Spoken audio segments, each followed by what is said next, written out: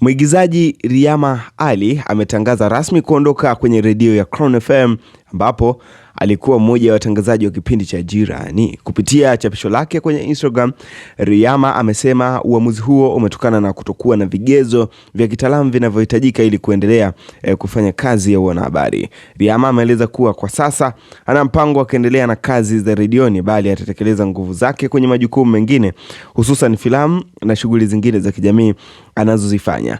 Ameweka wazi kuwa heshima na taaluma ni muhimu na akaona ni vyema kujiondoa mapema, huku akiendelea kujifunza na kujijengea zaidi kielimu. Pamoja na kuondoka kwake, Riyama amewashukuru wasikilizaji, mashabiki na pamoja na timu nzima Crown FM kwa ushirikiano na support aliyompa wakati wote akiwa redioni. Kwa sasa Riyama Ali anaendelea kuonekana kwenye tamthilia ya Huba inayorushwa kupitia DSTV, jambo linalothibitisha kurejea kwake kikamilifu kwa majukumu mengine ya kisanaa. So mimi nitakusomea ujumbe mfupi ambao aliweza kushare kufuatia page na ukurasa wake wa Instagram. Kitu ambacho alikiandika Riyama Ali kimeweza kushangaza watu wengi sana. Mimi nitanukuu jinsi alivyokwisha kuandika.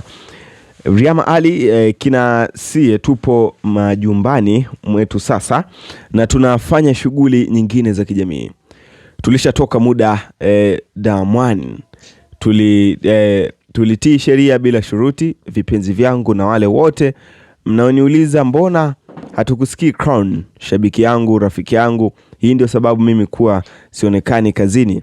Mimi ni mshereheshaji wa kipindi, sio mwandishi wala sio mtangazaji. Kwa kifupi, sina taaluma ya uandishi wala utangazaji. Natamani kusomea, ila kiukweli hili donga kwa sasa mwalimu ataona kama namdharau kwa kuwa sitakuwa naelewa. Bichwa limejaa mambo, bichwa linawaka moto. Udugu asikwambie mtu, elimu ni umri, nategemeana unataka usome nini.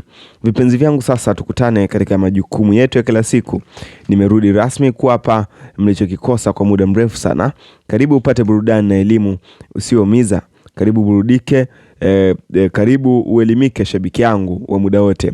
Napatikana katika tamthilia Huba DSTV.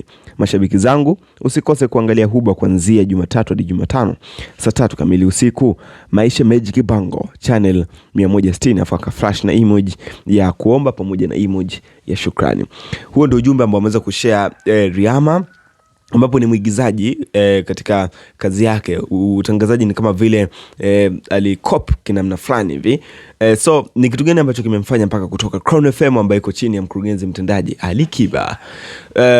Crown FM ametoka kwa sababu ya kitu ambacho kinaitwa ithibati. Ithibati ni mwongozo ambao unawasaidia waandishi wote wa habari kufanya kazi wakiwa na taaluma pamoja na vyeti stahiki. Hivyo basi, kilichomtoa Crown FM sio kwamba labda amegombana na wabosi zake ama amegombana na watangazaji wenzake, no. Ni vigezo ambavyo serikali imekuwa ikitoa siku za karibuni. Hivyo basi, kitu ambacho ameamua kufanya, ameamua kuachana na haya mambo ili lisije likamtokea pani. Of course ameweza kusema kwamba hawezi akarudi shuleni kusoma tena, na ili uthibitishwe na bodi ya ithibati ya uandishi wa habari, lazima una vyeti vya uandishi wa habari, uwe umesomea journalism au mass communication, yote sawa. Lakini kwa upande wake yeye ameachana na hii kwa sababu hana vigezo hivyo. So ameamua kutii sheria bila shuruti ukisoma hapo mwanzoni. Kwa maana hiyo basi ameamua kurejea katika kazi yake ya uigizaji hasa hapo mwanzo, na ameweza kusema kwamba atakuwa anaonekana katika kipindi hichi ambacho kinarushwa kila Jumatatu hadi Jumatano saa 3 kamili usiku na kupitia channel ya DSTV pamoja na Maisha Magic Bongo channel 160. So stories zimekuwa nyingi sana hapo mtandaoni. Katikati watu walikuwa wanasema labda kuna namna labda amezingwana, lakini of course ameweza kulieka sawa. Unazungumzaje hili? Mimi ni Alexander Scott Rizzi, jumla la Blundo hili hapa tuna panalo kila siku update.